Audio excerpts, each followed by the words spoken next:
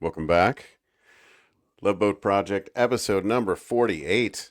52 away from 100. Get out of here. 48 away from zero. 40 away from zero. No, that's true. I am your host, Mike Taylor. Along with me is my co-host, as always. Ahoy, Mike. How are you this week? Hi, Mike. I feel like a lot of these episodes recently, the last episode was named The Terrible 20s for a reason. We've really had, disappointing efforts.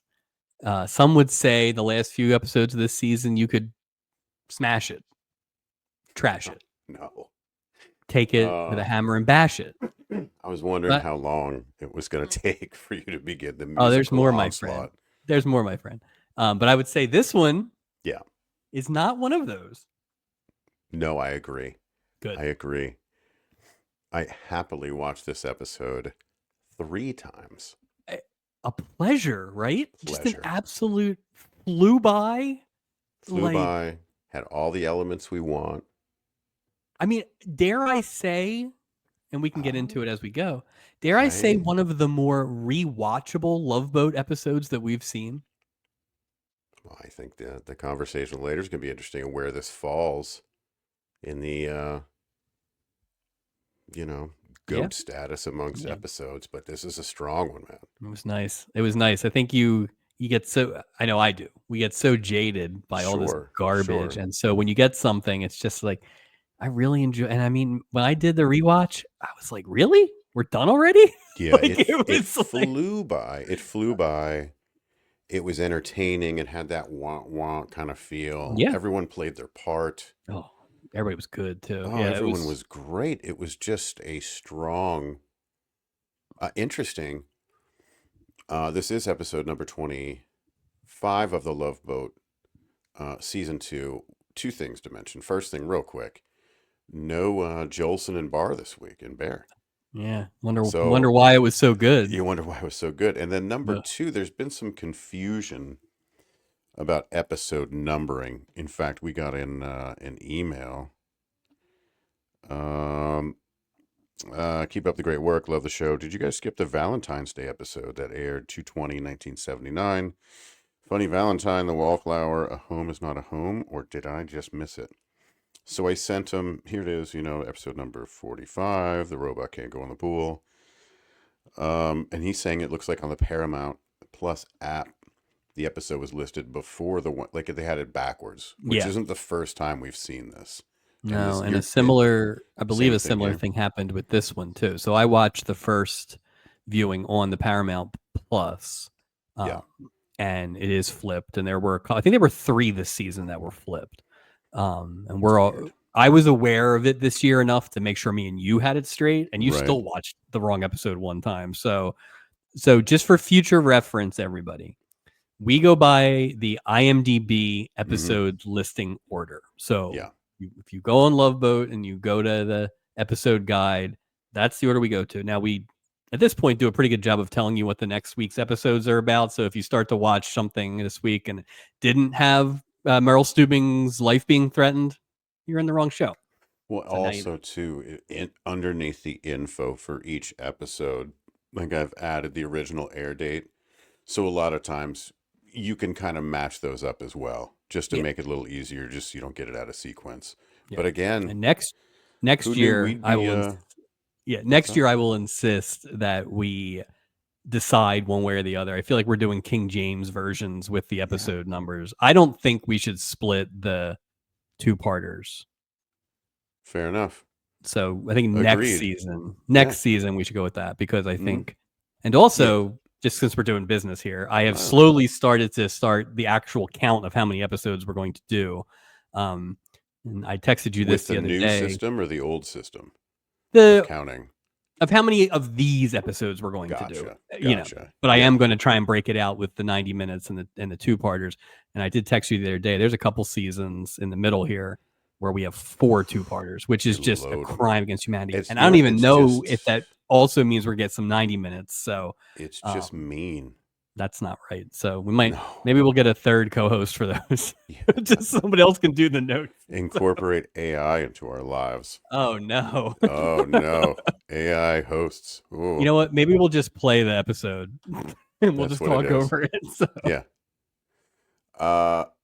So season 2, episode 25, episode titled "The Sounds of Silence."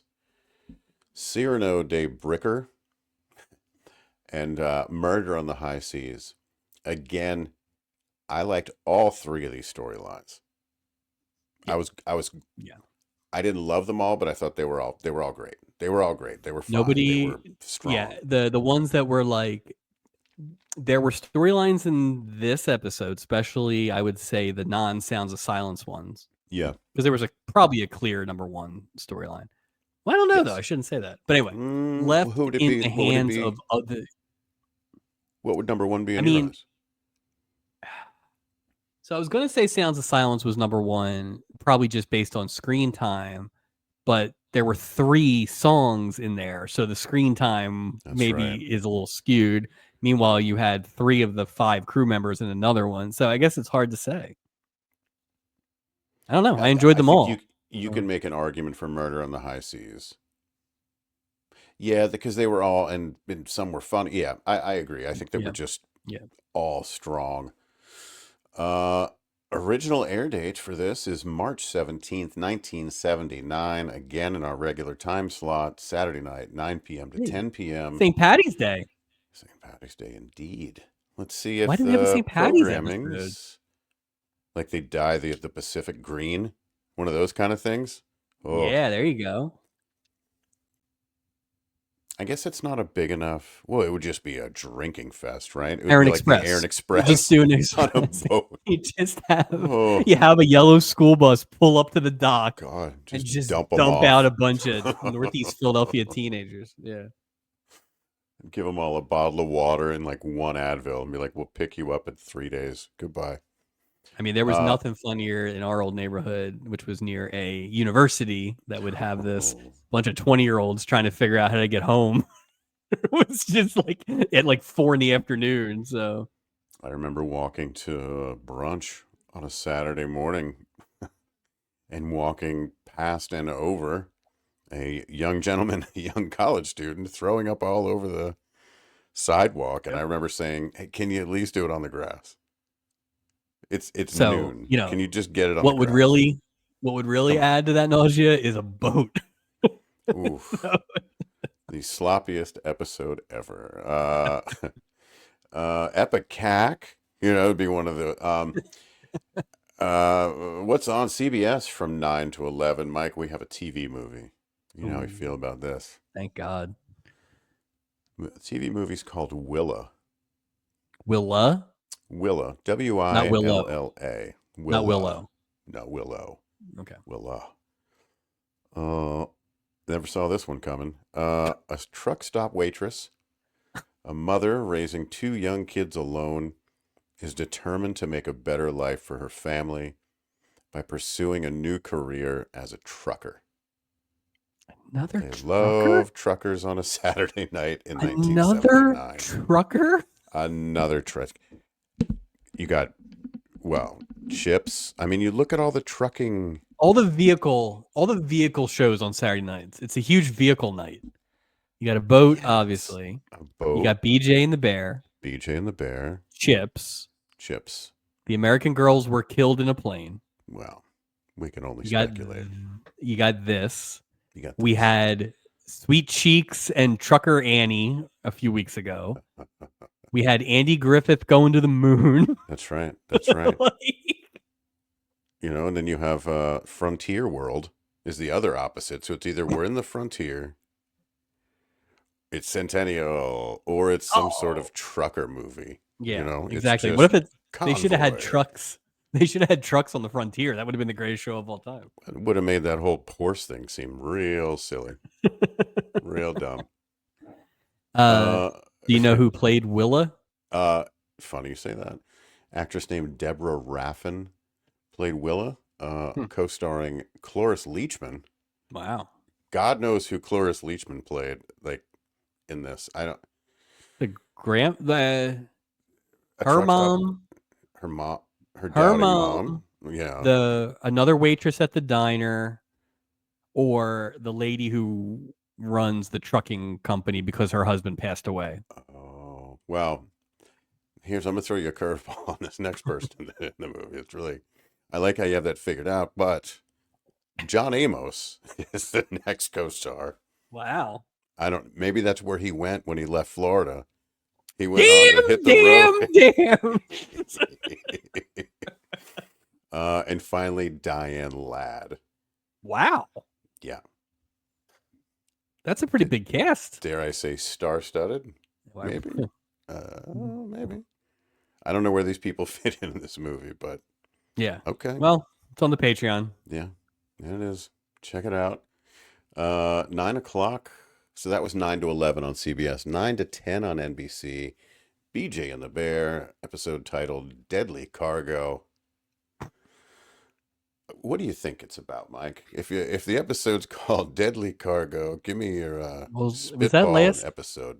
Was that last time that he had a coffin, but it was filled with dirt from Transylvania? Yes. Yeah. So you would think it wouldn't be another coffin. I don't know.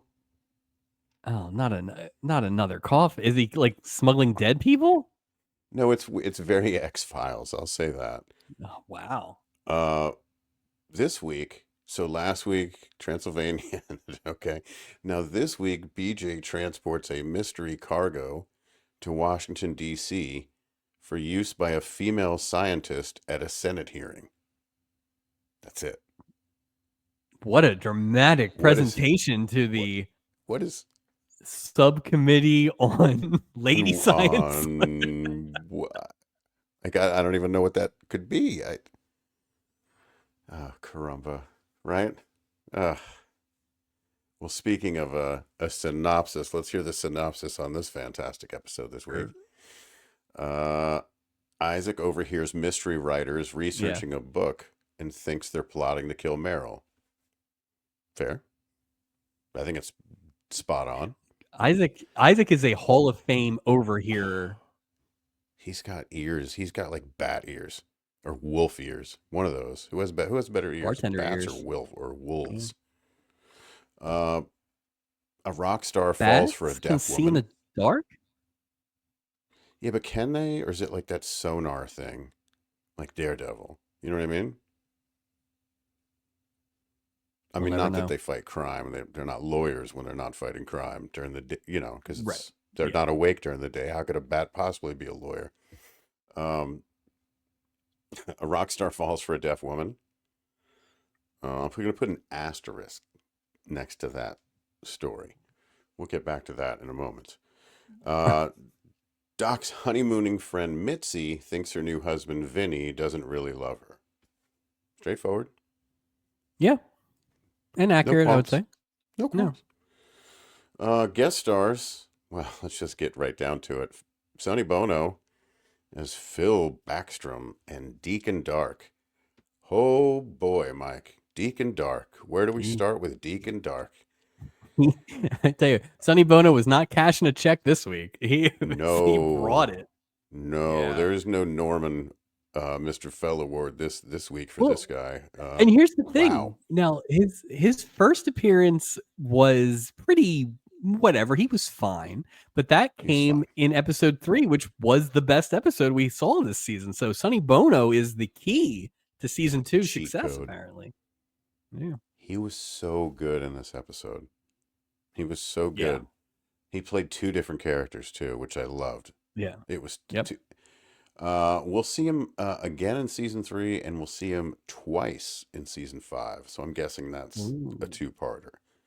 Excellent. Well, and again, his second appearance here, I would say, barring a major upset, he has locked up a stubby for this season. Well, I mean, he might be multiple. I mean, there was more than one song. There was a lot. He just. Oh, by the way, just be the best. Yeah.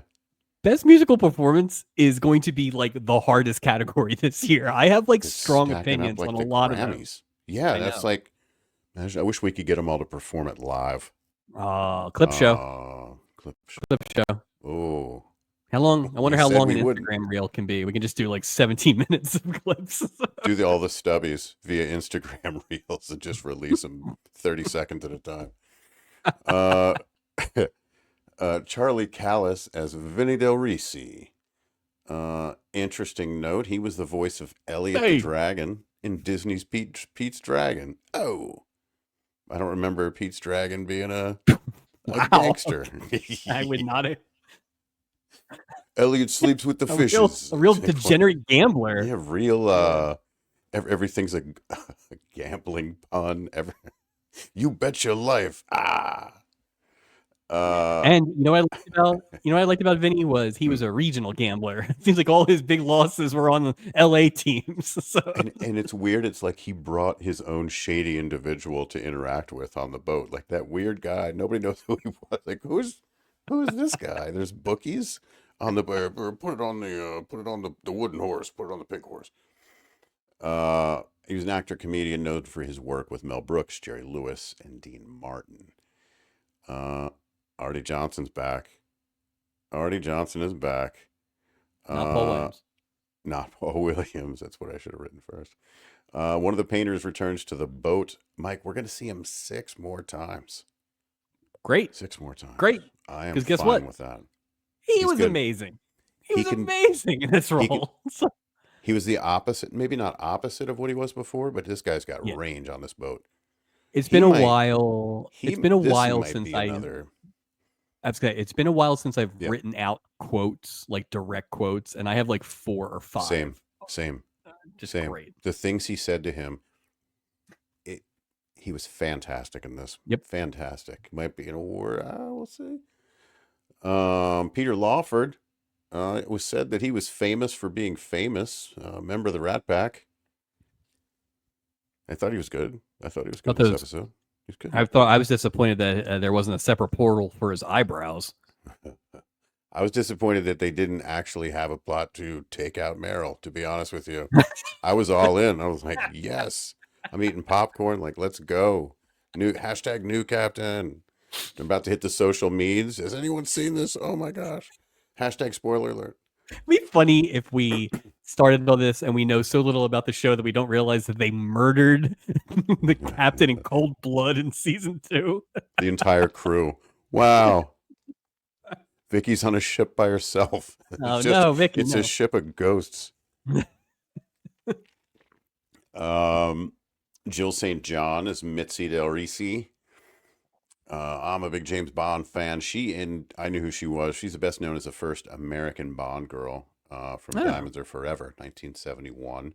The name was very familiar. That's probably from what? So, boy, they didn't match.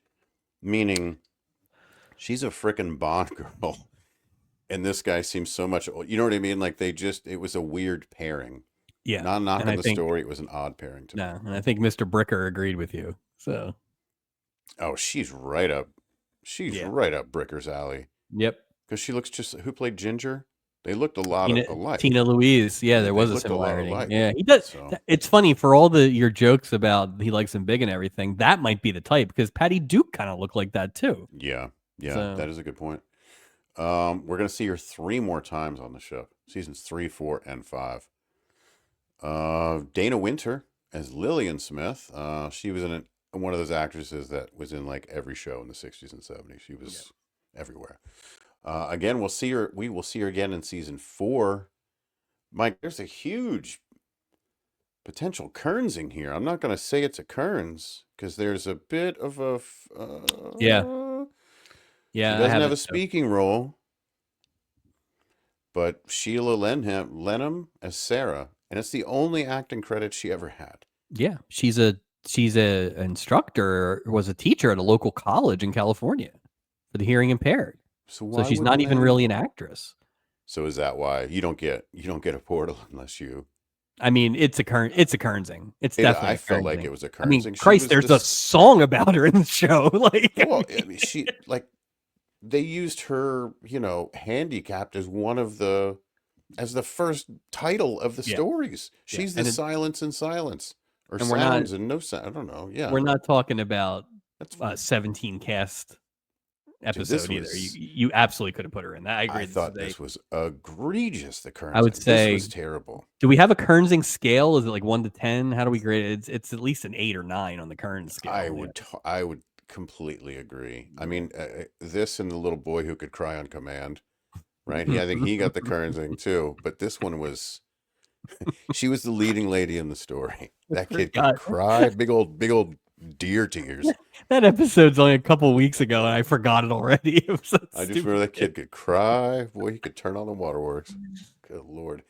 And finally, just want to bring this up again. Our good friend Anderson, the steward, he's played by James Dobson, is back again. So there's that. Little more Southern this week, I felt. A little more butt of the joke this week too, which I kind of liked. Yeah. A little more Southern. Yeah. They made him kind of a character.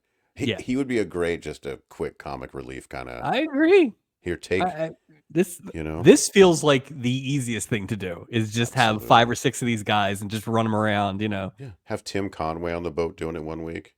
Oh, Tim Conway would be an excellent Anderson the Steward. Oh, I love Tim Conway. Oh, jeez. I like when he did the really slow guy. Remember when he would take those little tiny steps?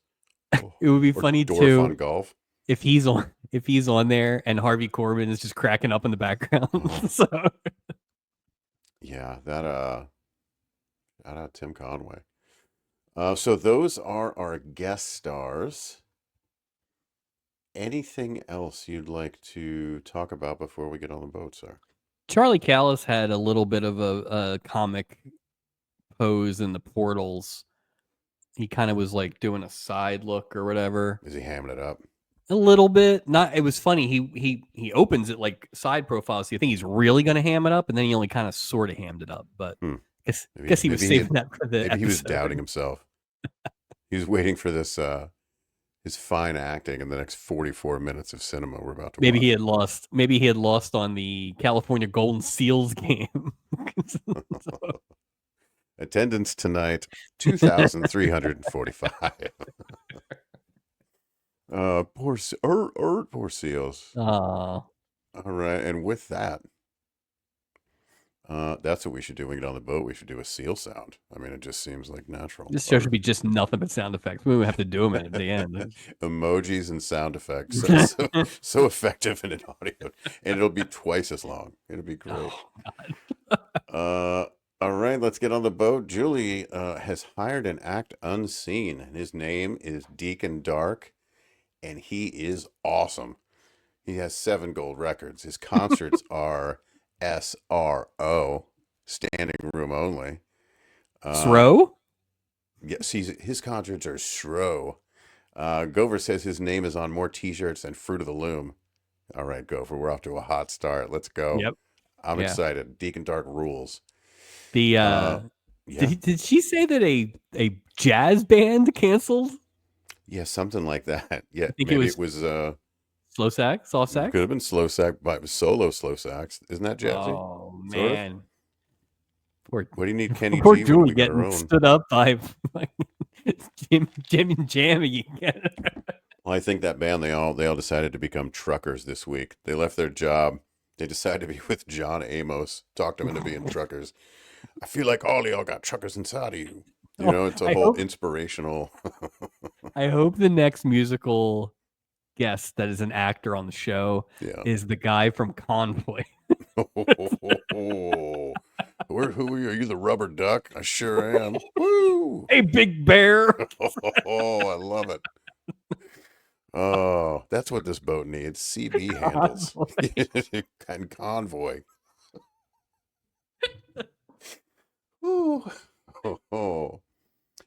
Enter the awesome Deacon Dark and his manager, Marty Austin. And let me just paint a picture. If you're not watching this at home or watching these episodes along with us or ahead of us, whatever, this is a man in Kiss-like makeup, but his makeup is so much cooler than Kiss because they incorporate his mustache into the makeup. Yep. He's got a hat. A lot of sharp angles. He's got a hat. Yeah. He likes to stick his tongue out. Ugh. And he's still Sonny Bono, so he's very small. He's a tiny, tiny little demon. Yeah. Is what he is. It's something to see. That's wild. And so Marty Austin, his manager, is telling the press that Deacon Dark is going on a well-earned vacation after a successful European tour. I'm all about it. I'm all about it. Right? Let's go. And 2 Uh, weeks in Vegas, I believe, 2 weeks too. in So Vegas. He's the deacon hands Marty the snake he was holding. The snake's name?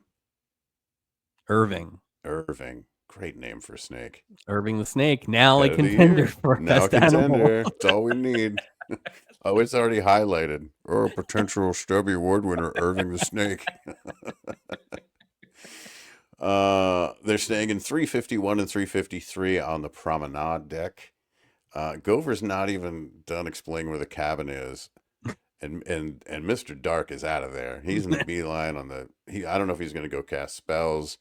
I don't know what he's doing, but he's cool. He's the coolest guy I've ever seen on this ship. I gotta be honest.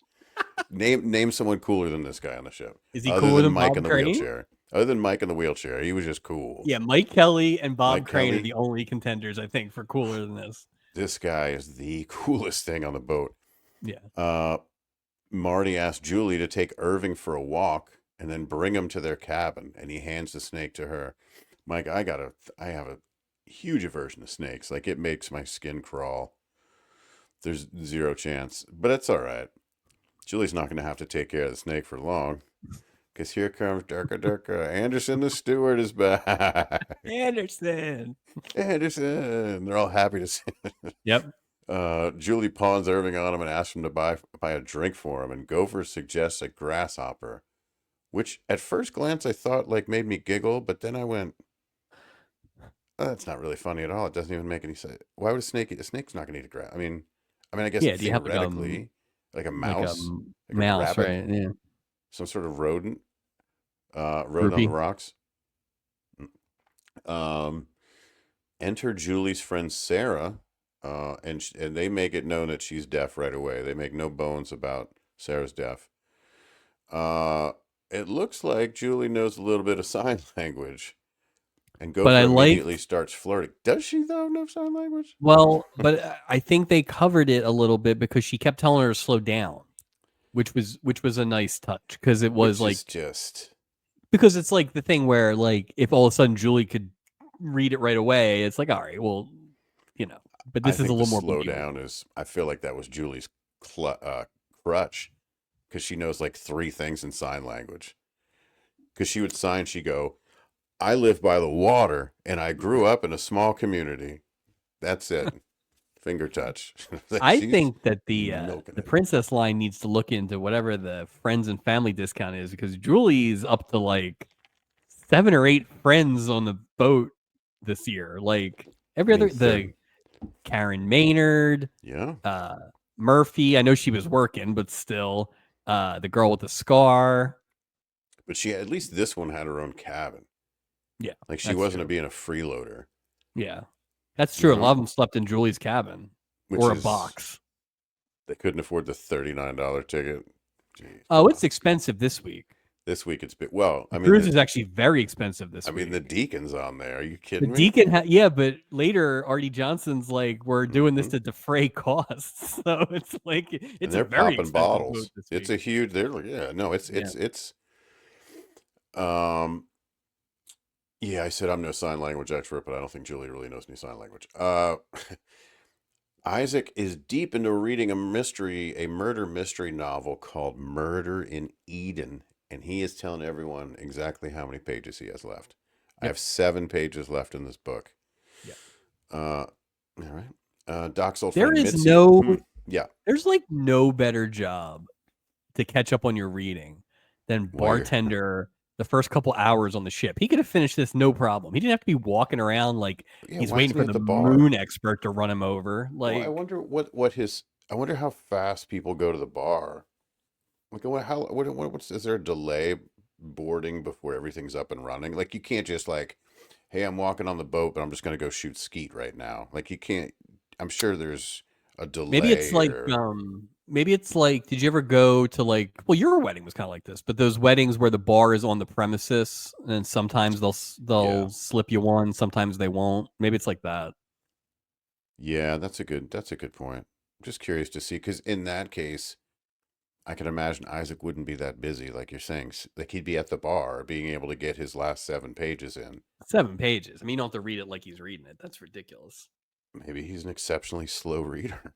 He's been working on that book for 2 years.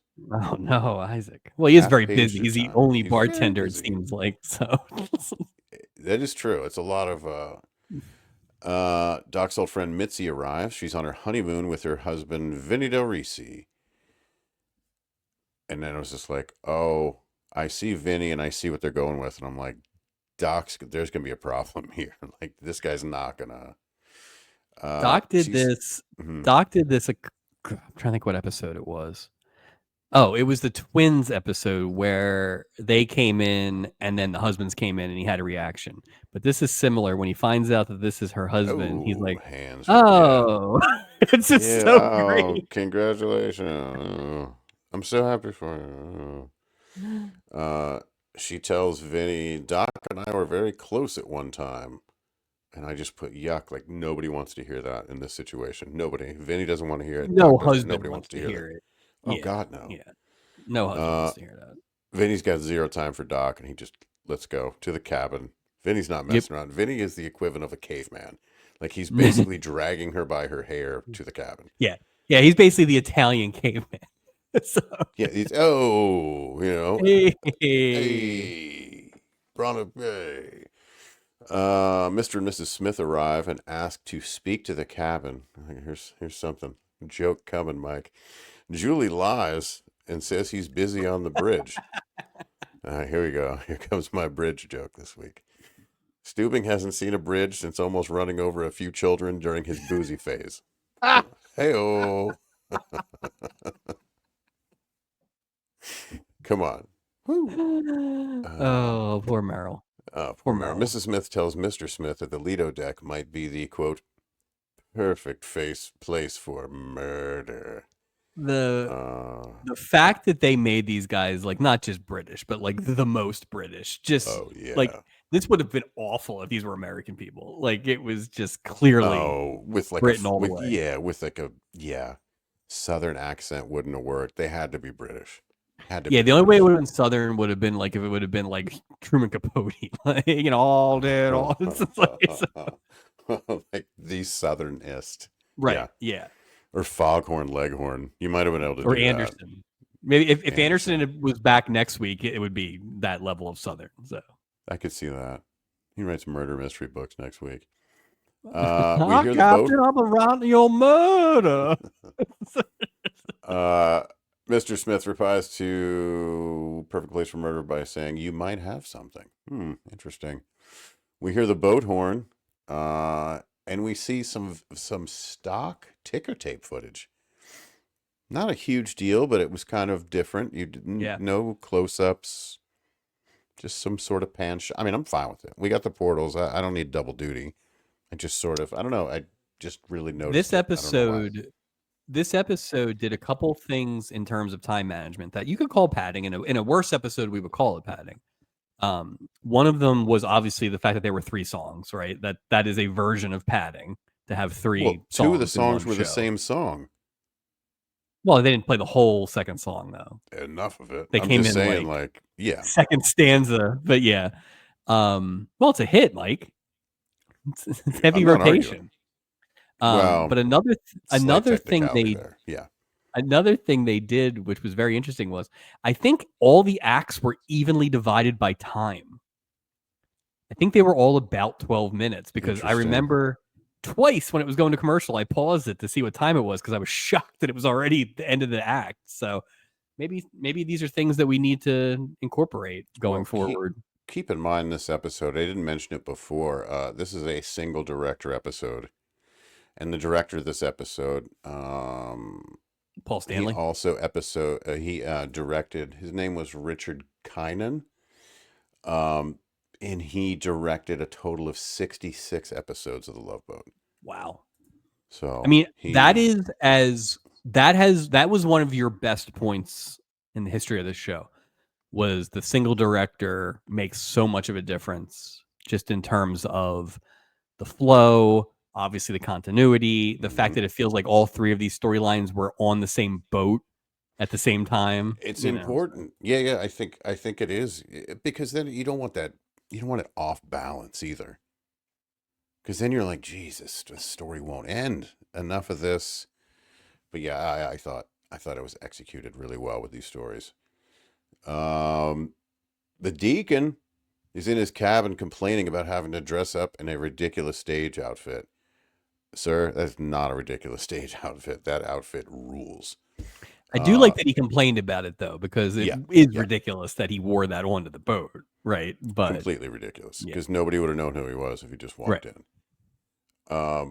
His manager Marty basically tells him to shut it because that ridiculous outfit pays the bills. This is when I'm really paying attention to what Marty is saying. He says he's booked. Plus, he tells the deacon he's booked him for a special appearance on the Acapulco Lounge. Deacon's not happy. He wants to rest. Come on. That's Phil talking. That's not the deacon talking. I mean, those pipes. I mean, really, his argument should be this is an incredible come down from a sold out tour in Europe in 2 weeks in Vegas to a crowd of 400, maybe. I mean, let's look at some of the, fine acts that have preceded him this year. The Great Briar and palm reading, the Jam and tiniest balloon pop, Vincent Price. It's like a washed up illusionist. Like Richard Dawson.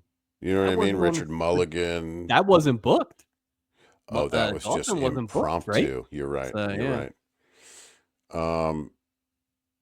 Deacon agrees to perform. It says no snakes, no costumes, no tarantulas. He says, I don't need gimmicks. I just want to say, hey, Phil. Hold on. There's Phil, right? Who stinks. And then there's the deacon, who is awesome. Okay, there's no middle ground here in my view. So Phil in Deacon's makeup is not acting very deacon-like. Is saying, I don't need this. I just want to sing my song. And Marty goes, oh yeah? He says, you're not a singer. You're a friggin' attraction. He didn't say friggin', but I just threw that in there. You know who's a singer? Frank Sinatra's a singer. Frank Sinatra's a singer. Lou Rawls is a singer. That's a singer right there. Yeah, right you, there. Sir. The deacon said that he's a sideshow. And Phil sadly starts taking his makeup off. He slithers away like Irving. Irving's hammered somewhere drinking grasshoppers with Anderson the steward. I don't see him inside. And now where we hear Marty lays into him a little and says, Hey, dummy. A year and a half ago, you were an aging rock star who couldn't get arrested. Today you have $500,000 in the bank and you're a star. And who got you there? Damn right, Phil. Stop acting like a little baby. I think it's $1.5 million in the bank. I think you shortchanged him. Oh, did I? I think so. I figured $500,000 in 79 because you might as well. I mean, yeah, he's an oil baron. Oof. Come on, Phil. Get it together, buddy. You got something awesome going. Don't. I feel like you were already setting up the fact that you don't think Phil Backstrom is a fine songwriter. Look, write the songs. Let the deacon sing them. You know what I mean? Just back off the singing. I don't think the deacon singing Sarah would have been a great song. With spiders and the snake, the drunk snake on Irving, the drunk snake on grasshoppers. Come on. With flames and pyro, that guy can make anything cool. Phil stinks. It's the worst. Just like let the deacon handle things. We see Isaac walking on the Lido deck, still reading his book. How many more pages do you think he has, Mike, at this point? Doesn't he say 3 at some point? 3. Doesn't really matter though, but he says 3. Gopher approaches him and does his best Steubing impression, which is funny because remember one of the first episodes he did a Steubing impression and they just dubbed Steubing's voice. Yeah. So does everyone think like, boy, your Steubing impression really sucks this year? Like what happened? I mean, it sounds like it's coming out of your mouth more, but yeah, it's weird. It doesn't have that. It's weird. Isaac says he only has 3 more pages to go, and here comes the real Steubing. In shorts, no less. Steubing asks Isaac if he's been reading Murder in Eden. Isaac's like, no, I just found it. Like, nice panic in there, Isaac. Yeah, I only have 3 pages to go. Steubing takes the book and says, good, I wanted to read it. Isaac feels like a dummy, I bet. Like, why did Isaac like panic read? Steubing wasn't mad. He just asked him the question. It just shows you he's a freaking wild card, dude. You don't never I know mean, what he's gonna do. Isaac reading a book is the least egregious not working at work that this crew has ever done. Like, so 100%. yeah. I mean, let's not forget Gopher smuggled a chimpanzee on the boat for a few days. Like, let's I not mean, like a lose sight month of. ago, how much work do you think Gopher was getting done a month ago when he was just having long, elaborate daydreams in the middle of the day? Like, Oh, so, he just orders the largest posters he can find. Now I need to be able to see each individual pore on her face. Good lord. Um, Here comes Mitzi in a crazy revealing bathing suit too. It was crazy. She says she wants to be romantic with Vinny, but he says forget about it. He's not in the mood. after Ugh. 2.5 years, I don't call it a honeymoon. I think of it as more of a trip, which is something that would get you shot, Yeah, I think, if you yeah. said He that sees today. this trip as more. He sees this as more of a trip than a honeymoon. And Mitzi accuses him of being ashamed of her. Can I just say this? I do like the story and everything else. It's not like you famously introduced me to a phrase that I use not too often because I don't want to use that card too often. It's you know who I was when you met me. Yeah. You know? Isn't this a perfect case of like shouldn't you have known who he like Yeah. none of this is coming by after 2 years? And do you And think that Vinny was a different person two and a that's half what I'm years ago? thinking. Like, what did he banged his. He was a successful businessman working in corporate America. He bumped his head and he thinks he's in a mob movie now. I don't know what happened to him. Did you know that Hmm. you can tell somebody that I'll give you $10, and if the Rams win, I get 20 back? It's like he What? just discovered gambling in the most innocent way. He's like, aside from these fake horses running around a pool, real horses run too. You could. Jeez. She offers to get in the jacuzzi with him and starts mumbling about how he took a bath. He starts mumbling how he took a bath on the Lakers game. Yep. Yep. Enter gambling puns. She asks him to suggest something, and just then there's an announcement that the casino is now open, and you see the pure look of joy in Vinny's eyes. He says, "Here's a C note. Buy yourself something nice. You could buy something nice at the gift shop for 100. I'll see you Yeah. at dinner." I'm assuming this is early in the day. Well, afternoon maybe. Could have been like First right away. day. Yeah. Yeah. So Oh boy, Deacon Dark is taking off all of his makeup. Boo! He's now stupid Phil. Uh, he puts on his normal his Phil clothes because you want to put on some bell bottoms and a nice shirt to go hang out poolside. oh right, because you want to be in Deacon Dark makeup in the pool, you'd ruin the pool. Well, no, he took his makeup off. Nobody would I'm saying, know. like, oh, so you want him to dress like Deacon Dark without the makeup? No, I'm saying dress like you're going to the pool. Oh, well, he That's wasn't going to the all. pool. He was hanging out at the Cabana Lounge. That's true. That's true. Uh, he introduces himself as Phil Backstrom. Boo. To Julie, and her deaf friend Sarah. Okay. Um, a lot of shots changing here. Mr. and Mrs. Smith are strolling the Lido deck now, talking about the best ways to murder the captain of a ship, and suspect skeet shooting would make a good accident. They I ref they Yeah, they they reference that Steubing. They must have heard the announcement or seen it on a pamphlet that Steubing something. is like officiating the skeet shooting today. Oh, is that what it was supposed to be? Yeah. Wait, so what is Well, how do that? you Like he's officiate whether you hit the target or you don't? the eagle eyes of the captain Isn't of it this sort boat. of self-officiating? Yeah, the plate breaks or not. It's just Like what? Yeah, like what do you? That does sound like a case for Dr. Eyes. Like, did the plate break? Yes, it did. No, it didn't. Steubing Um, hates when a plate breaks. That's something that could have been used oh for a no. pastry. Did we check it to see if there was a donut on it first? Or the skeet look, the things they shoot look too much like donuts. You can't help but be a little upset. God help me if that's a Boston cream. Um, Isaac freaks. He hears this and he's freaking out. Like his imagination's on. Yeah. He's still in that book. He runs comically. Like he runs like Woody from Toy Story to Doc's office. He's doing that whole thing. He warns him that the Smiths want to kill the captain. Get the popcorn ready. Let's go, Smiths. And we go to our first break. Strong first segment. I don't, it's fine. And it ended up kind of evening out. And I guess I realized why they did it at the end. It's weird seeing Isaac basically playing Gopher this week.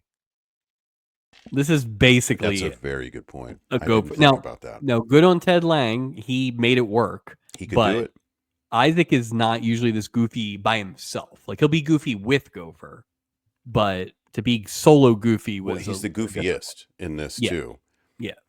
But at the same time, like we always say that give Isaac more things to do. Maybe that's a situation where he's like, just give me something to do. Yeah. And you know what's funny? An article came out recently about that. He was in an interview talking about that he had a hard time getting storylines on the show the first few seasons, and the majority of the storylines he was involved in were the ones written by Bricker and Brandy and Bernie Capel. Yeah, we've noticed that's been very obvious, and it's interesting because this feels like the most crew, like all 5. Yeah, maybe we've had all season. But I feel like it makes it better. I mean, I really do. I feel like the more crew, the better. It can't be a coincidence. Well, you know what it does too? It reduces the variability of the guest stars. Well, you're only getting so much of a lane to work in. Right. There's a structure, but I think that's the strong suit of the show, potentially. Not every week. Not every week. Not every storyline has to be like that. But I do think it was a nice... There have been a lot of weeks this year where it's been like 2 of those crew members didn't do anything this week. Yeah. So. And some of them, especially like a one with Doc. Doc's been great. But yeah, this week was good. It was a little light on Gopher. Light-ish, but not terribly. No. We're back from break. Stupid Phil tries to learn a little sign language. Good luck, because Phil's so dumb. From Sarah as they sit in the Pirates Cove. Oh, my favorite bar to hang out in. Back to the Pirates Cove. Marty interrupts and tells Phil to say goodbye to the groupie. Nice, Marty. Because he has to rehearse with, hey, who's the dame? Lose the skirt. Like, good Lord, Marty. It gets better. It does get better. You're absolutely right. There's a line here that he says he has to go rehearse with the tarantulas. Phil walks Sarah back to her cabin without explaining what's going on. Oh yeah, we'll be back. Isaac, he's waiting on the Smiths in the Pirates Cove, and he's listening to them plotting out high-tech ways to commit murder with things like lasers and microwaves. Okay. Shout out to Singapore Slings, which is what the Smiths order, which is a gin-based fruit punch cocktail. So it's kind of like Planter's Punch, but with gin alcohol, instead of Yeah. I don't necessarily dance with gin, but I have had a couple of them, and they are obviously tasty and a very good boat drink. So. Gin and tonic is such a wedding drink. I don't mind a gin and tonic. Maybe 1 or 2 of those. I don't love gin though. Yeah, I mean, I think gin is a very good drink. It's just I've had some rough ones with gin, so it's just one of those. But yeah. One time I had it on a boat, and someone tried to murder me. That's funny. Phil Backstrom, he's joining the captain's table for dinner. And Gopher's so excited to introduce Phil as Deacon Dark to Captain Steubing. He tells Steubing that his music's a bit obscure. Gopher tells Steubing that he has all of his records. Steubing says, the timing on this, what's about to happen here, is absolutely... I watched this thing a few times to get the timing on this. Stubing says he used to collect Teresa Brewer albums. And there's a pause, and there's a pause, and Gopher says, why? And it was just the perfect pause between them. Teresa Brewer, one of the most prolific and popular singers of the 50s, recorded somewhere around 600 songs. That's who that is. Wow, catches a stray tonight. But just did you catch? pew? It would have been impossible for you not to catch because Gopher, for some reason, was just yelling in this scene to Stubing. Some of Deacon Dark's albums are titled "Screaming Voodoo Devil Boogie Woman." Nice. That's and my of favorite course, one. my personal favorite, "Step, Step, Step on Toads." So, can the Deacon get any cooler? I don't think so. I'll tell you, if I'm Stubing and this buzzkill Phil joins me for dinner, I'd go, look, do us all a favor. We booked the Deacon. We didn't book Phil, lame old Phil. Come on. Phil brings nothing to the table. I like Phil. I think he's a real songster. The Deacon's the artist. This guy, he knows nothing. He doesn't even know sign language. Nothing. Stupid Phil. Not Deacon. Never saw a rainbow. By the way, I felt like that song when it started sounded an awful lot like Somewhere Over the Rainbow. It sounds like a lot of late 70s Rainbow songs Connection, that Rainbow played Connection. like in a montage of a romantic movie. So I wish somebody would use that song for a romantic montage in like a current movie. I looked it up audio to see if it was a real song. I don't think it is, but it sure felt like a real song. I will also say that there is a Deacon Dark cult following on the internet, by the way. Yeah. It does feel like a very famous episode. Yeah. Like you can get Deacon Dark t-shirts. I mean, obviously you can get them at the not at our store. No, you can get Phil Backstrom's merch at our store. Lame. What size do you wear? Oh, extra large. Here's a small. Because it's a stupid Phil t-shirt. Now that I found Sarah. I mean, if you don't think all the lyrics are written when that song comes up, you, my friend, do not know me very well. So. No way that those are written. I don't believe that. At dinner, I'm sorry. After dinner, he tells Doc about their plan. I'm sorry. I'm a little confused. I'm so stuck on that Sarah thing. It just gets my brain all. Isaac's telling Doc about the plan, and Doc thinks Isaac's is a lunatic. Yeah. He says if they were going to murder the captain, it would be much easier to do something like poison the sugar cubes. And just then, Isaac sees Mrs. Smith putting sugar cubes in her purse. Listen, I've heard of people putting sugar packets in their purse. Putting a sugar cube in your purse, that's just dirty. Like, God, that's and you're going to pull that out. But, man, you're going to Mexico. What if you forget? That is going to be gross. Oh, the temperatures? Oh. You're just going to have a sticky purse? At least wrap that baby up. Just something. Or put a hole in the bottom. It's a gimmick purse. It just falls right through. Call Anderson. He's quick with the tea. He's got jackets you can take. He's got sugar cubes you can take. He's holding a snake. He's got a snake. he's got grasshopper shots lined up on his coat rack. And I just wrote, I am openly rooting for the murder to happen at this point of the episode. And like highlighted that. Like, let's go. Enough talk. We see Gopher just hanging all over Lady Passenger. Yeah. Eesh. Joanne. He says, Joanne, what do you say we go into the Acapulco Lodge and boogie the night away? Isaac runs up to Gopher and asks for his help, and Gopher says, she needs my help more than you do, which made me kind of giggle. That was another timing one. Isaac's trying to explain the Smiths are going to poison the captain with a sugar cube. And Gopher and Joanne are like air smooching at each other. Like, Gopher's not listening to anything Isaac's saying. Gopher tells Isaac to keep Stubing in your sights, and if you need anything, to call him. We cut and we see Mitzi. Mitzi wants to dance, but Vinny don't want to dance. Go. You messed up my hair. He tells her that he'll catch up with her later. Mitzi So then, yeah, go ahead. Let's unpack this, right? Yes, So please. Vinny says that he should have stayed at the tables, right? So theoretically, Mitzi drags him away from the tables. I assume he's not gambling in a tuxedo. So she drags him from the tables. He has to go back and get changed. He gets changed. He walks to the dining room, steps foot in the dining room for 2 seconds, and then decides this is a bad idea and splits. Like, have that argument back at the tables, Vinny. Well, nobody talks about how indecisive Mitzi is. She's driving Vinny crazy. Oh, you're breaking my bees, Mitzi. I left the tables, like you said.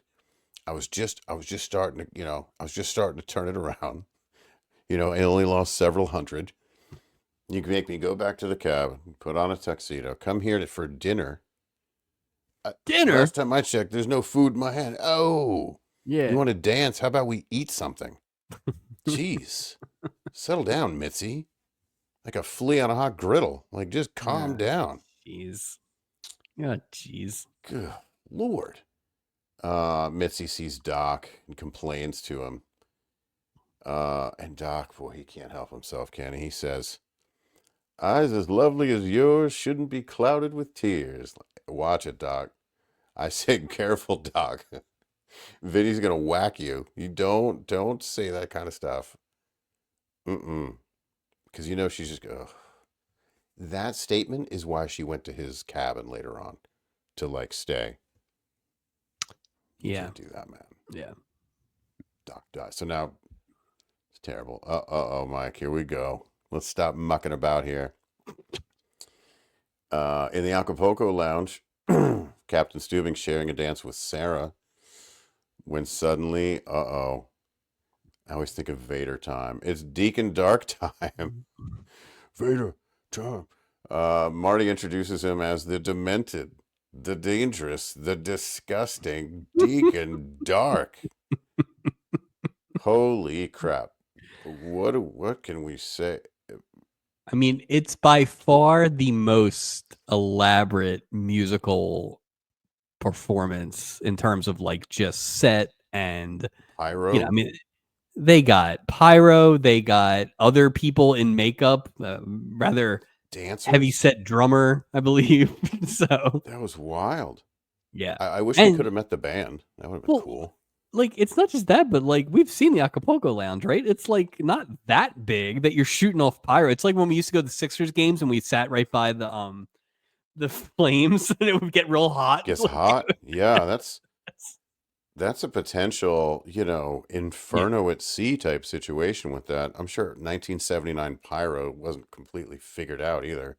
It's just wild that they were able to take the European Roadshow and scale it down to this one level. Suitcase in one carry-on bag.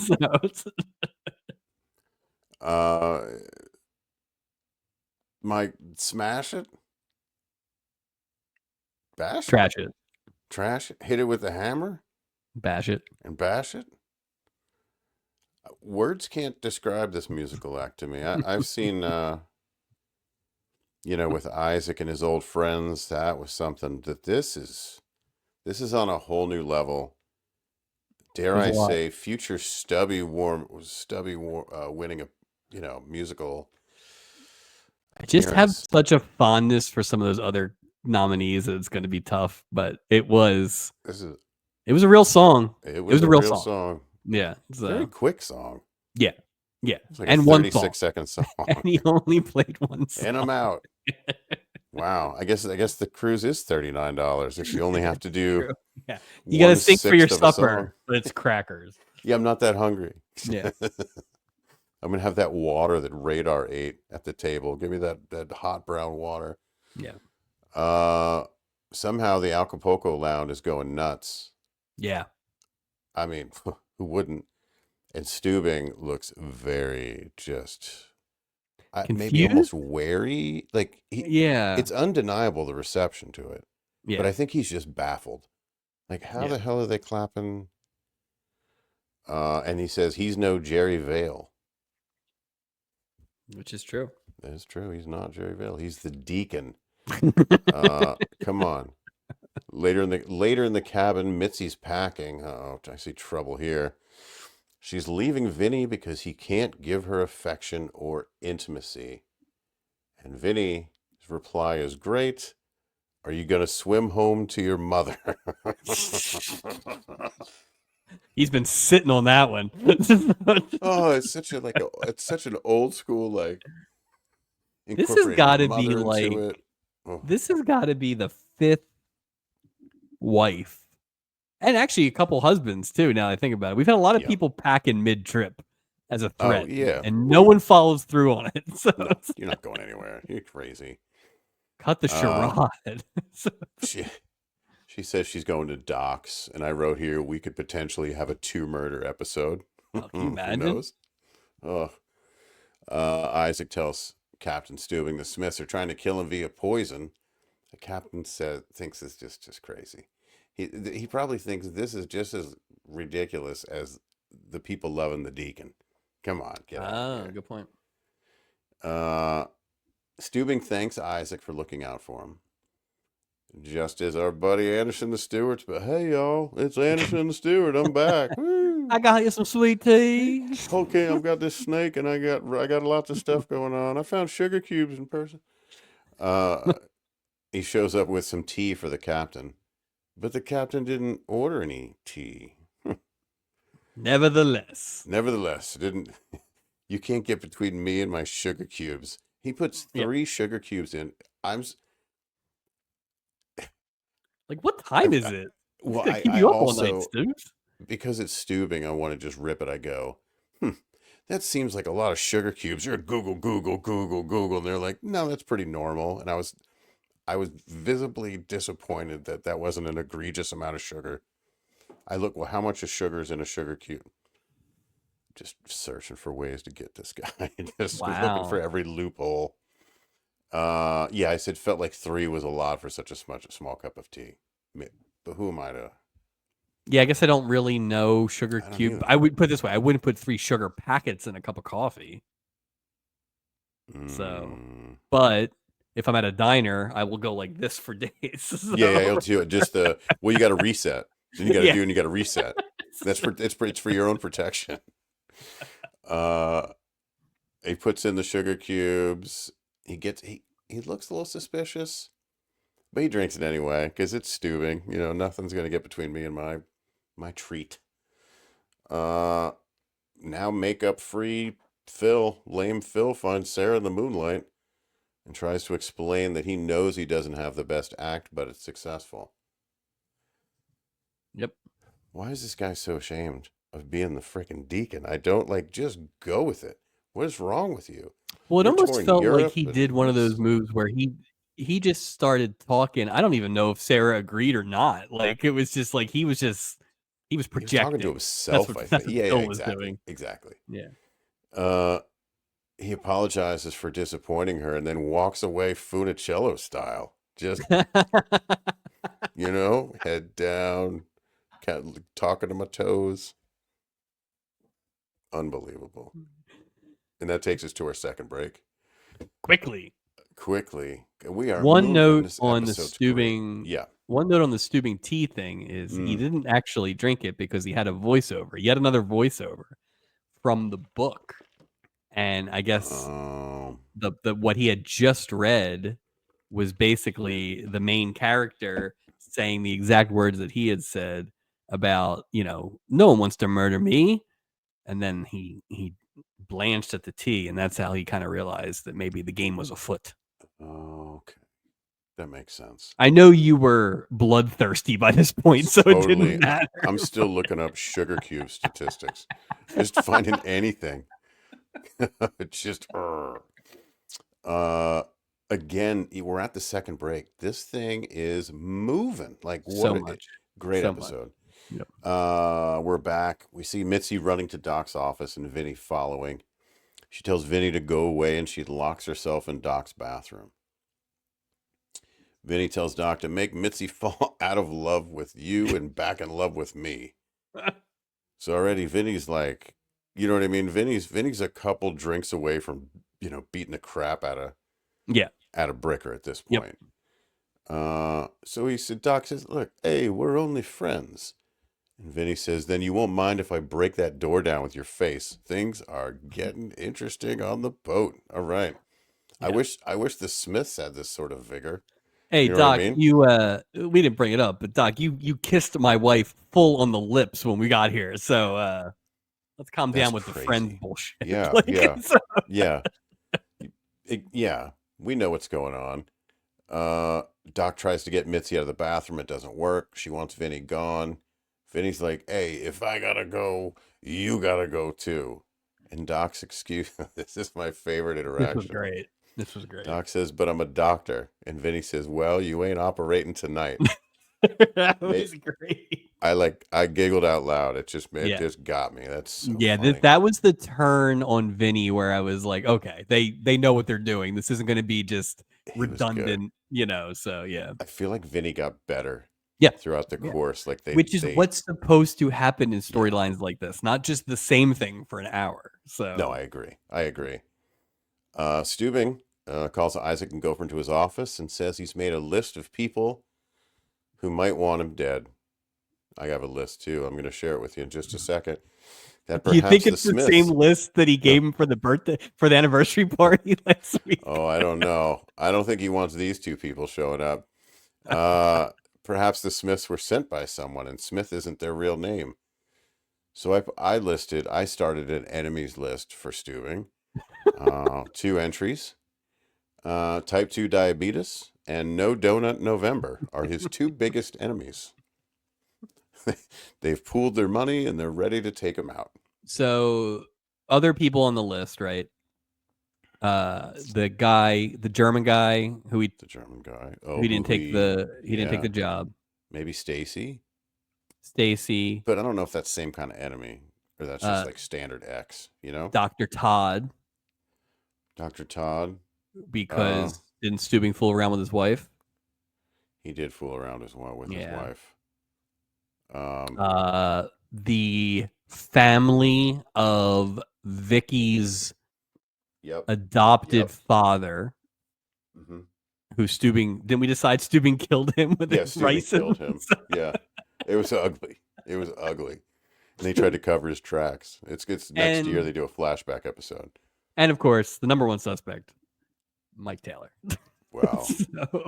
Yeah, I don't know where I was. Okay.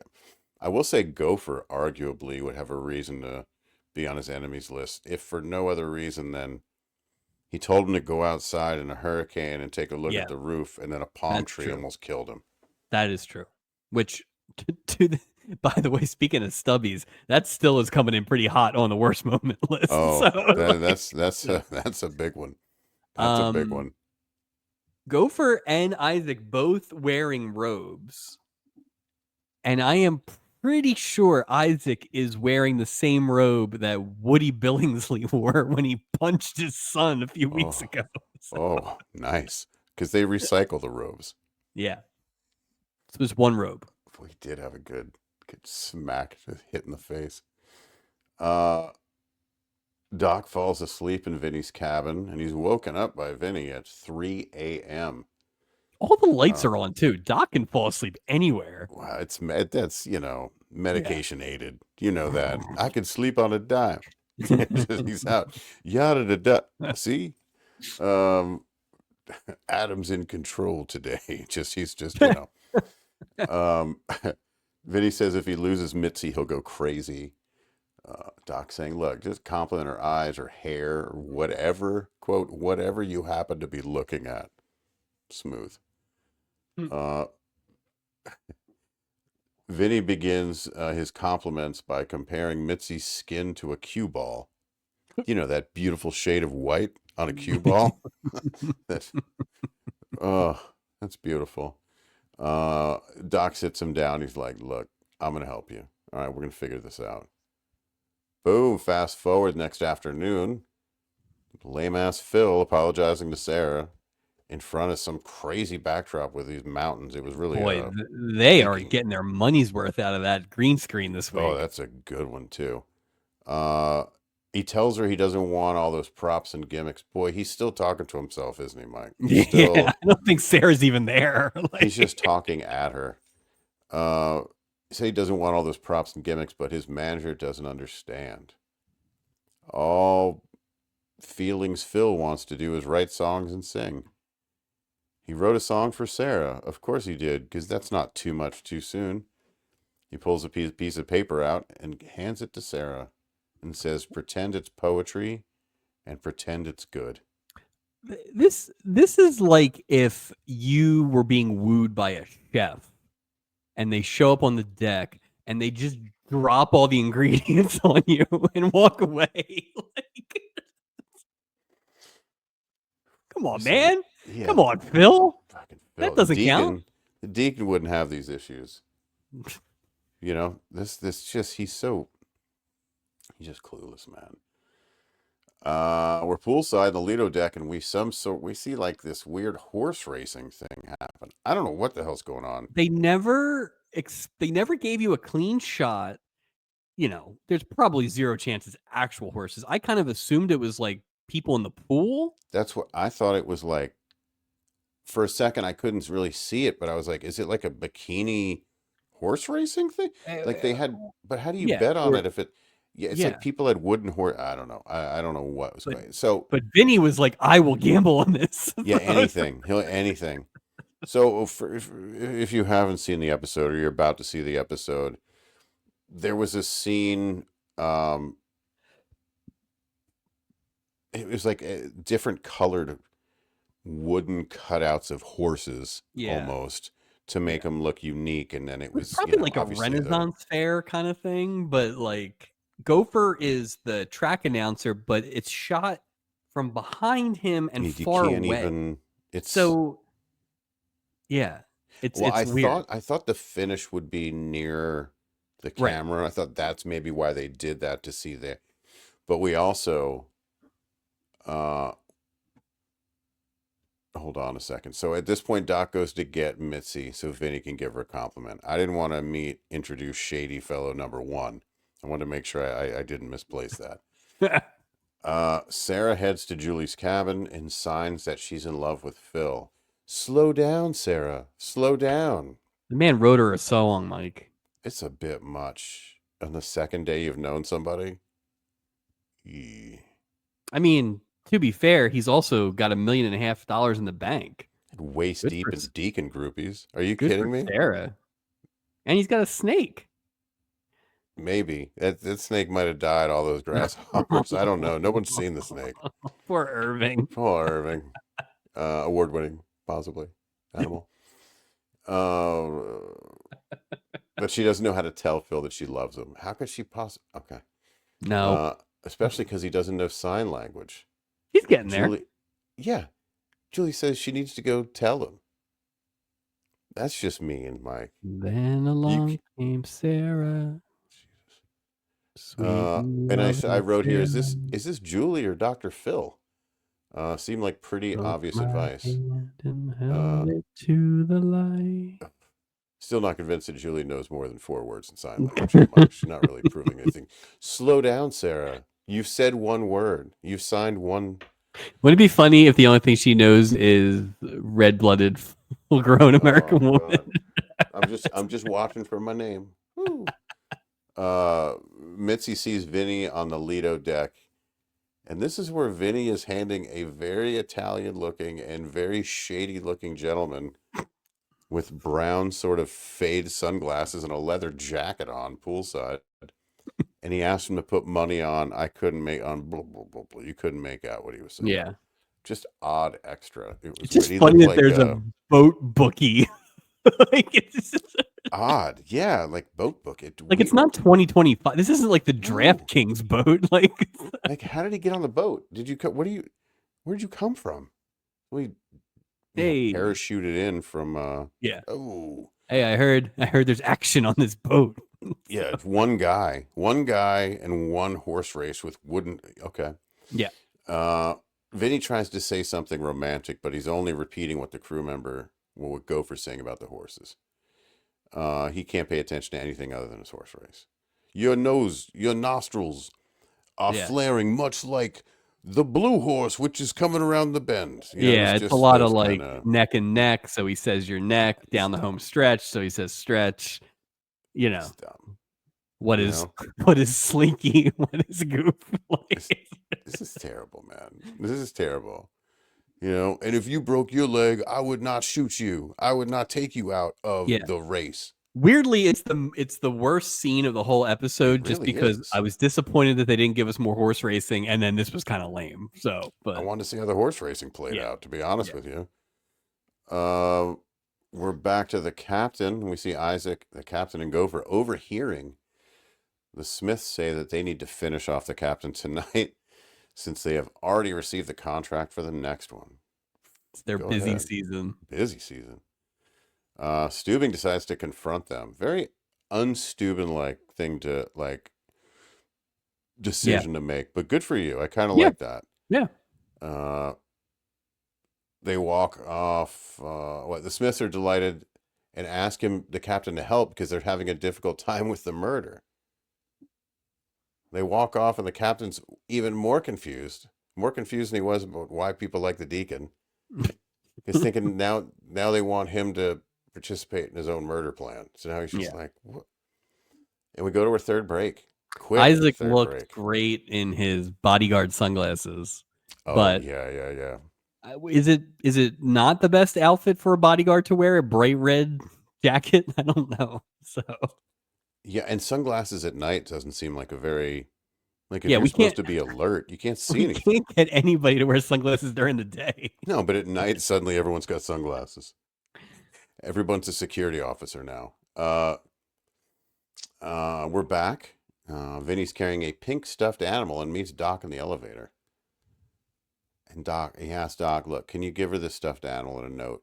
He wants to say goodbye to her. Vinny's just accepting defeat at this point. Yeah. Which, come on, Vinny. You never accept defeat. Like UCLA just lost the big game by 8.5.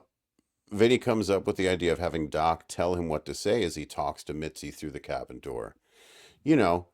Like in the movie, Syl de Bertajac. Oh. I did like that Doc immediately called it out, even before the mispronunciation. He was like, this sounds familiar. Like, I did like that little bit. So we're back to Sarah. Sarah finds Phil in the Pirates Cove. Here's a line coming up here shortly. It's going to... Sarah finds Phil in the Pirates Cove, leads him out the door and to the piano. I assume this is the Richard Dawson practice piano. Has to be during the day. I think he'll wheel it out during the day. Yeah. Put it away at night. She, quote unquote, asks him to play the song he wrote for her so she can feel it with her hands on the piano. I'll tell you what she can't feel are these lyrics, Mike. Am I right? Never saw a rainbow, only saw the rain. Let me say this. This is where the beginning is where it sounds an awful lot like the Rainbow Connection, which came out around the same time. Then along came Sarah. So I wonder who wrote this song for the show. Sweet and Loving Sarah. In the IMDb, it looks like Sonny Bono wrote it. Oh, good for But you. that doesn't... It wasn't like super obvious, but there wasn't like a listing of somebody else under the song. I don't know how much you can trust the soundtrack information on a TV show from 1979, but... Imagine Deep Cut. He plays this song live in 81 in Aspen. It's a good song, Mike. Sarah. Took my hand, led me to the light. We're Gopher. He's dressed as Captain Steubing. Now I see. And he's going to act as a decoy to keep Steubing safe. I wrote, he almost gets killed by a palm tree as he was following Steubing's orders. And now this. So now you're going to... That's a lot to ask for an assistant purser. I'd make Anderson do this. Anderson? Yeah, why isn't Anderson dressing like Steubing in this thing? Well, to be fair, I think Gopher volunteered for this. Like, it wasn't one of those... That's true. Steubing, to your point earlier, when he confronted the Smiths, Steubing is acting very captainly, and I think he's in reserve mode in terms of his fear and planning. He's not like... He freaked out a lot more about a lot less. Oh You yeah. know. Oh yeah. So 100%. We see Phil telling Marty that he'll only perform as himself from now on. Great, Phil. Thanks. No more makeup, no more gimmicks. Here we go, Marty. Marty's like, I don't think this is a good idea. And Phil says, but I sang my song for Sarah and she loved it. In the most Phil tone I can speak in. And Marty says, oh yeah? How many records did deaf people buy? Oh, even Vinny was like, oh. it was Wow. so mean, So but mean. they played it. There was no laugh track. There was no music. It was like a legitimate acting scene with Artie Johnson and Sonny Bono. And god damn it, it was It good. was good. It was good It because was Marty, he sold, like, it was believable. Artie Johnson was so good to the point where I don't understand why Artie Johnson was not like the scummy agent on every show for the next 30 years. Like he could have been 100%. the dude from Entourage. Oh, he was the guy from Entourage, but Yeah. in a even Yeah. in a more, I completely agree. I think that the combination of Bono and him, Yeah. fantastic number The one. only thing he did wrong was not appreciate Yeah. how great that second song was. If only we could hear it again later in the episode. There's no way they don't really. They make a point not to double up on the songs. It'd be weird to have 3 songs in the same show too. It's not. There's no way. There's no way. Vinny and Doc arrive at Doc's cabin to execute their Cyrano plan. They give it a try, but Vinny's so bad, he just can't. He can't even repeat. It's just terrible. The funny part is the initial part of his plan is that there's no way she'll want to see him, so she'll keep the door shut, and then she starts to open the door. It just, well, and then Mitzi opens the door and sees that it's Doc, but she like hugs Doc anyway because she's just Yeah. so happy about it.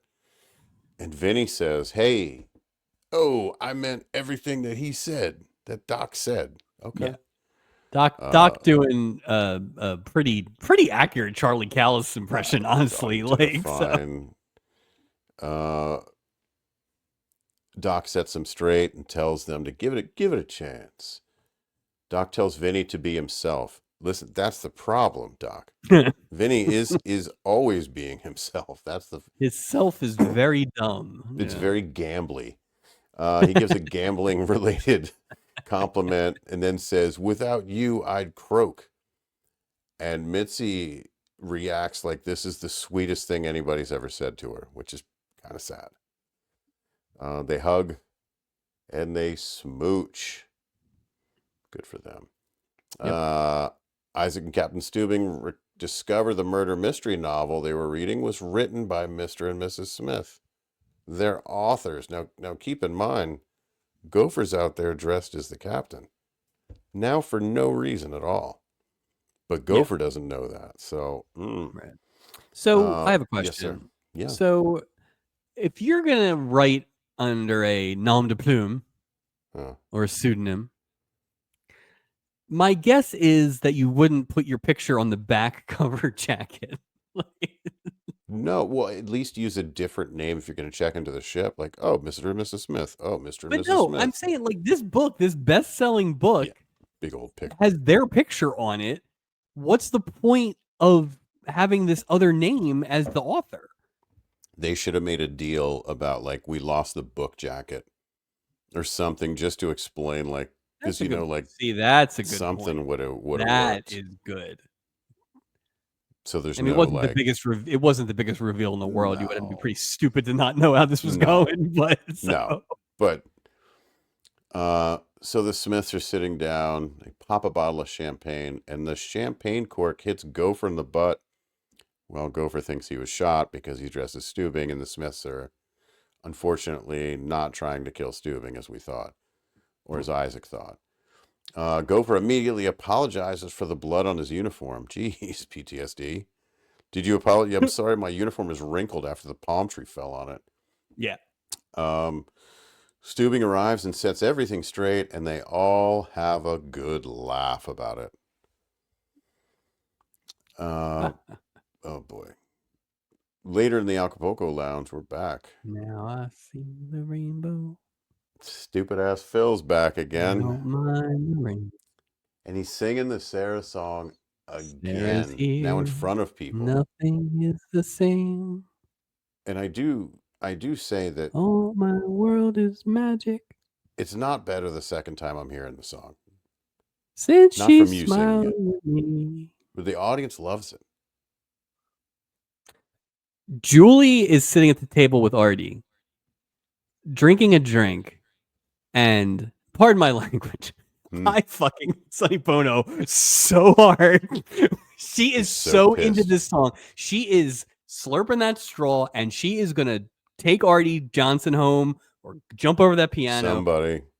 This song, you know what it is because she's like, man, I wish someone would write a song about me like that. That's what that is. I think this song is going to be a massive hit for women. Love this song. Sonny Bono / Phil Backstrom / Deacon Dark. It's the best song. It's the best Kiss song. He's got a big hit. He's got a huge hit. They love it. Phil and Sarah smooch, and we go to our final break. Humming along, Sarah. I have found you, Sarah. I can never, ever let you go. Mitzi gives Doc a goodbye smooch. Mitzi thanks Doc. If I was Doc, I'd be like, no, no need for that. Mitzi thanks Doc, says he'll be getting a bottle of champagne every year on their anniversary. So he'll be getting no bottles of champagne. That's what's going to happen. Vinny gives Doc a hug and thanks him. I thought that was kind of cool. Phil and Sarah from the song Sarah, Stupid Phil, are leaving the ship as Marty tells Phil that the press is waiting for him. Marty tells him that he needs a new tie and a new jacket and says, you should look more like Jerry Vale. Hey, wait, but... There you go. There you go. This press corps is going to be very confused because they have not been on the boat this whole time. Yeah, they're not going to know who he is. He's just going to walk right by. So is this like a Chris Gaines situation? If only Chris Gaines wore both? Only if Chris Gaines wore grease paint on his face. I mean, that's the only difference. There's no reason he can't do both, right? No. Right. No, I don't see why. I mean, there's no. Make $3 million next year. Right. I mean, I'm fine with it. No wonder he can see the rainbow and doesn't mind the rain. He can see the cash flow. That's what he can see. And I don't mind the change. Phil and Sarah. We should Weird Al this Phil Backstrom. Oh yeah. You could do that. Phil and Sarah sign "I love you" to each other, and they leave the ship. Good for them. There you go. Mr. and Mrs. Smith, Steuben finishes their book, and he's very much he's being fanboy Merrill right now. Yeah, he held on. He held tight. He held tight. They say the story came together. That's why they were drinking champagne. Steuben asks, that's why we shot your person. Yeah, it's why he's got blood on his knickers. Hey, Racho. They won't tell him, Steuben, how the captain dies, and you have to wait and see. And the name of the book is Murder on the High Seas. Murder on the High Seas. Julie sees that Isaac is a copy of Murder in Eden.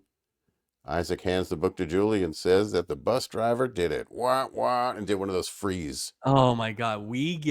I've been waiting for something like this. First of all, Julie was so good at the small stuff this week. Yeah. But like she hears it, turns, flips the book in the air, and it freeze frames. That perfect. Oh my God. Just a perfect ending to a perfect episode of television. Great, fantastic episode. Really, really is. And that is end of episode. No postseason, no post-scene portals. Good, no, ending. I did wait though, which makes me mad now that I have to do that. But for this one, I didn't care. So totals and a recap. Best episode of the season right now is episode 3. The worst one, we have a pile. Well, you start.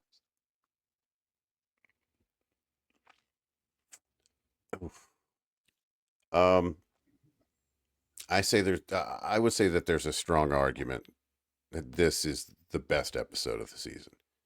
Yeah. But it's tough because number 3 was so long ago. It's tough to. Well, and we're always going to run into that, right? But I. I, But at this moment, yeah. I haven't felt like this in a long time after watching one of these episodes. I think, and I partially am going off of the fact that because the stubbies are coming up, I re-listened to our episode 3, and so I kind of at least have a context of where we were right with that stuff. And I think I have garnered a greater appreciation for that whole Captain Dave storyline, which had some gravitas. There's no gravitas in this one, right? I mean, there's no, it's light. It's light. Which is perfectly fine. Exactly. Which is. I just think they nailed it. You know what I mean? Yeah. I think I would still lean towards 3, but I mean, I think you can make an argument with either being really good. And like we said at the beginning, this is incredibly rewatchable. Now, I will say we ran into a version of this at the end last year with the O'Rourke episode, which is a little different. But I also think there's some context of these episodes lately have been so bad that it does make the something like this alone a lot better too. Well, I think if I had to decide right now, I would say 3 is slightly better only because of the higher end acting, the drama, that kind of thing. Because you still got the silliness in that one, right? Like the Casanova was very silly. Oh, sure it was. Sure it was. The weak argument for 3, oddly enough, is the Sonny Bono storyline. Not that he wasn't bad, but it was clearly a third storyline. Yeah. I could see it a couple of ways. Yeah, I can't definitively say this is better than 3, and I can't necessarily say 3 is better than this. Yeah. I'd say they're in the same sort of. If only we've if never only done there rating. was some sort of award show to decide this once and for all. So that'll never happen. Yeah. So I mean, I think this is good for us in that by the time we get to the end of the season, maybe it's better that we don't have a clear one, and we'll kind of figure it out as we go. But I think it's a pretty much a 2-horse race now, maybe even a 2 wooden horse race at this point. So. Even better. I will say, yeah. Sonny Bono's in both of those, so think about that. I will say that, this is a good one. Yeah. I agree. We're in the same boat. Captain of the Week. Come on. How can it be anybody other than Deacon Dark?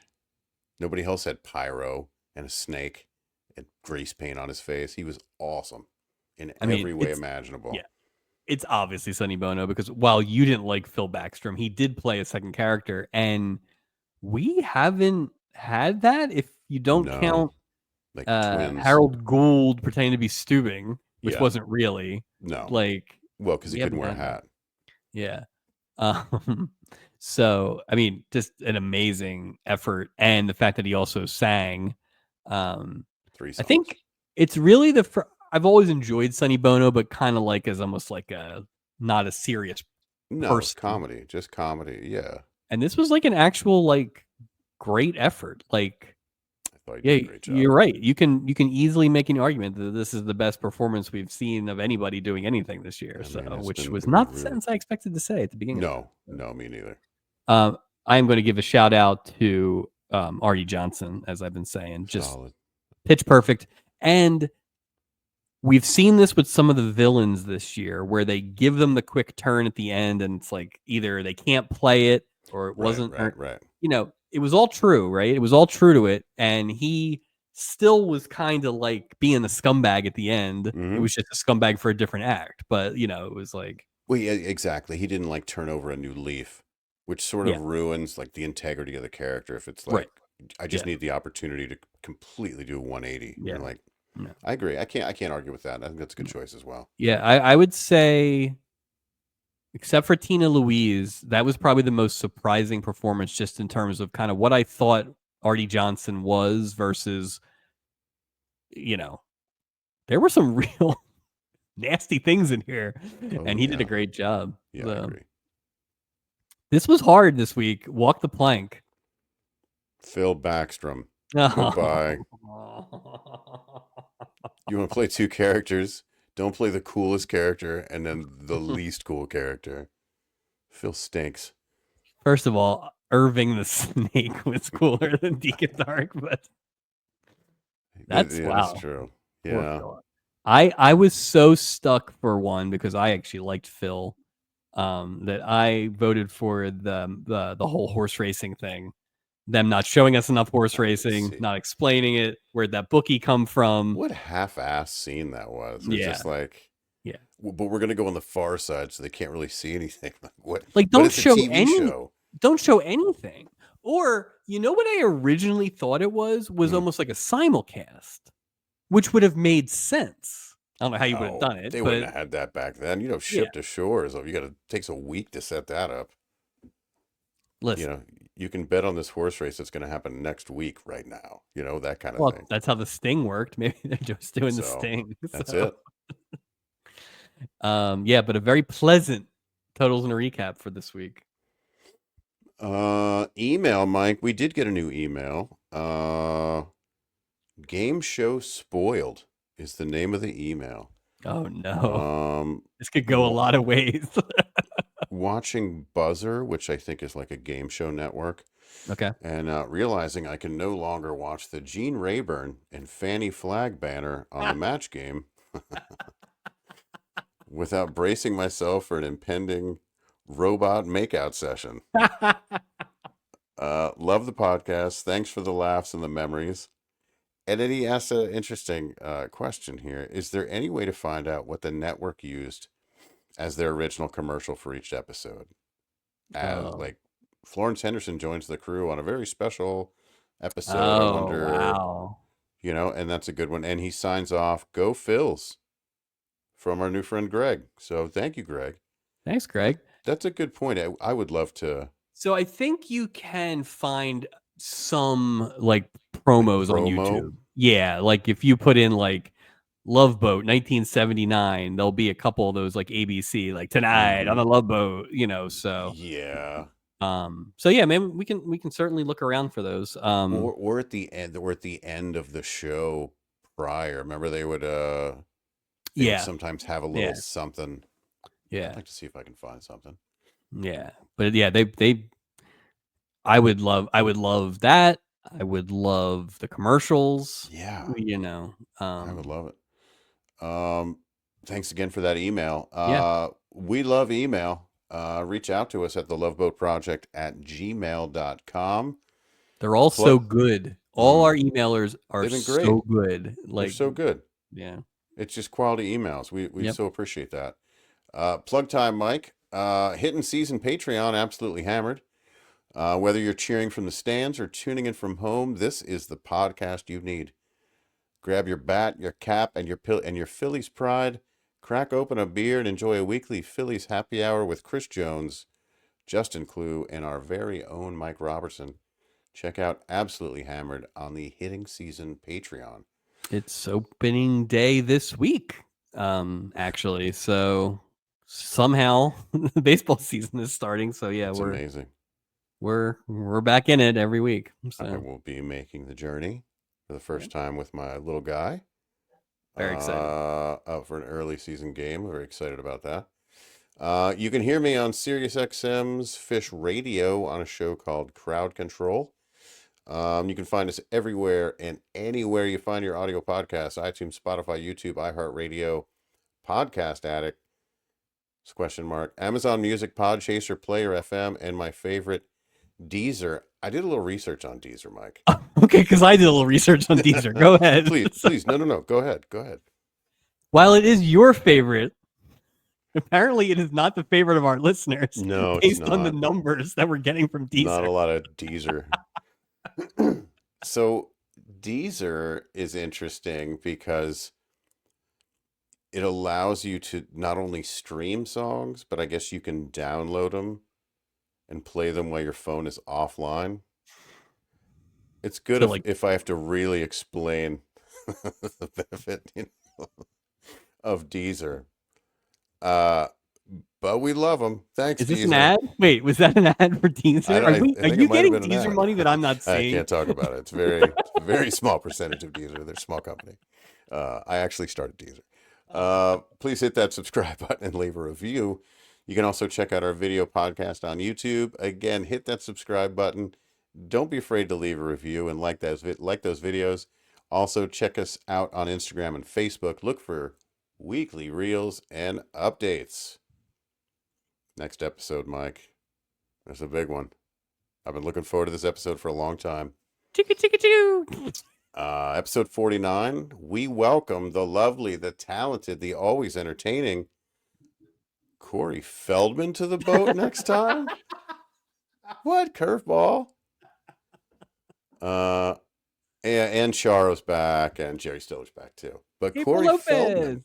Hello. Yeah, and we may have a guest. We're working on scheduling, but when you think of Charo, you definitely will think of our guest. But absolutely. No, I'm excited to see. She will be the first returning character within the same, right?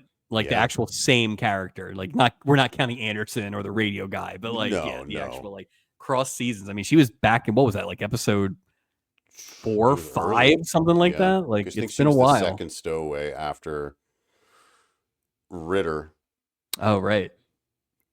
So yeah, I'm looking forward to that. I want to see how they. I'm curious to see how she enters the boat. I mean, I'm sure it's going to be, that kind of thing. I just want to see the circumstances in which she returns to the boat. And don't forget,